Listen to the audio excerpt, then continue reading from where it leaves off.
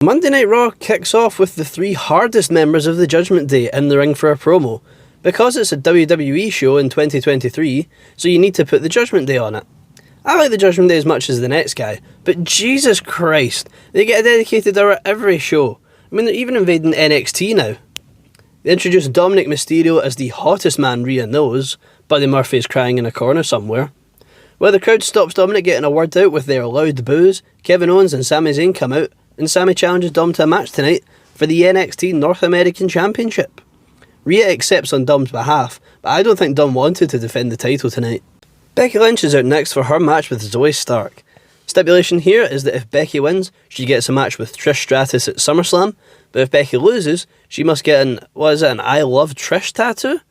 To be fair, it would be better than a lot of Seth Rollins tattoos.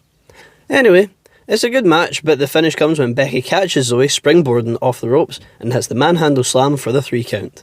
Becky and Trish will have another match, which personally, I am excited about. Cody Rhodes is out next, all suited and booted. You can tell his arm is still hurting from Brock Lesnar's attack last week by the way Cody is holding it close to his chest. Plenty of wrestlers wouldn't sell at that, but it's a detail like that makes Cody special. Completely nothing to do with wrestling. That new Twitter logo is absolutely disgusting. Elon Musk should hang his head in shame. What even is that thing? A 5-year-old would have done a better job. Anyway, back to wrestling. Cody says that he wants to embarrass Brock at SummerSlam because he beat him up in front of his mum, and that at SummerSlam he will end the issue between the two. Finishing the story, I guess you could say. Moving on, we have the Sami Zayn vs Dirty Dominic Mysterio match for the NXT North American Championship. Sami nails a stunning tope to the outside. I never get tired of seeing that out of the ginger magician. So it's 1-on-1 for the remainder of this match in theory. Later in the match, the Judgment Day bring Kevin Owens back to the top of the ramp after clearly attacking him. This distracts Sami and lets Dom roll him up to retain the title. We are supposed to have a match between Rhea Ripley and Liv Morgan, however Morgan gets her noggin knocked by Rhea as she makes her entrance. Rhea brutally attacks the woman commonly referred to as Sabu, shout out to Ross Todell.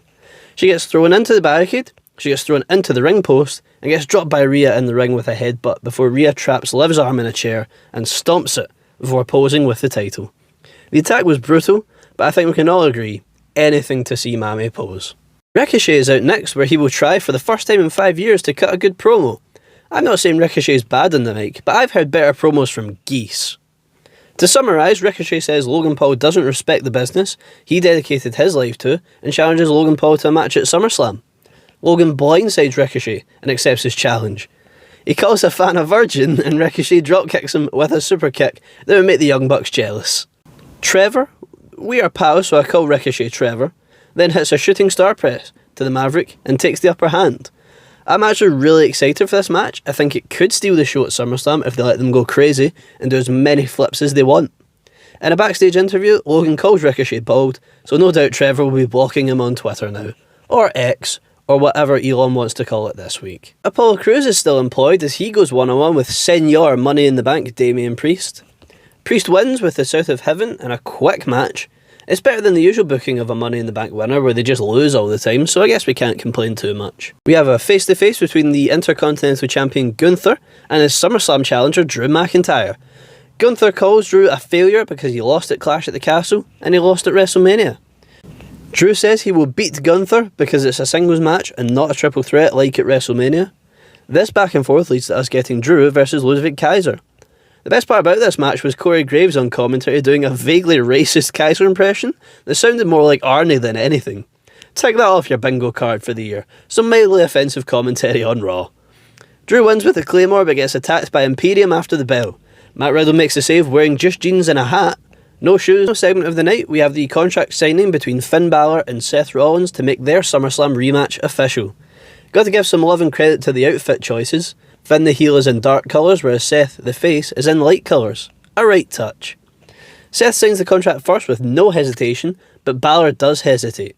Seth tries to get into Balor's head by telling him that even if Finn did win at SummerSlam, Damian Priest would cash in on him, so there's no chance he would leave SummerSlam as champion, and his reign this time would be even shorter than his Universal title reign of 1 day. The Judgment Day surround the ring as Finn talks about the scarring the last 7 years have left on him, the trauma of having to relinquish the title. Rollins hits Priest with the table and lays him out. Sami Zayn makes the save with a chair, but he gets beat down as well. The show ends with the Judgment Day beating down Rollins and standing over him. Thank you so much for listening to my recap and review of Monday Night Raw this week. If you enjoyed it, please do like, subscribe, leave comments, let me know how I can improve, and I'll see you all next time.